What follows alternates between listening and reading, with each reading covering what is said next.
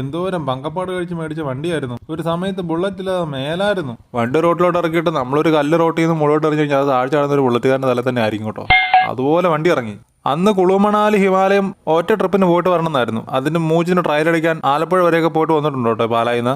ഇപ്പോഴാണ് ഒരു 4 കിലോമീറ്റർ അടുപ്പിച്ച് വണ്ടി ഓടിച്ചു കഴിഞ്ഞാൽ കൈയുടെ വിരലൊക്കെ തപ്പിയെടുക്കണം. അതുപോലെ കൈമരപ്പായി. വണ്ടിക്ക് പിന്നെ വൈബ്രേഷൻ തീരെ ഇല്ലാത്തതുകൊണ്ട് അതിൻ്റെ ഒരു സുഖമുണ്ട്.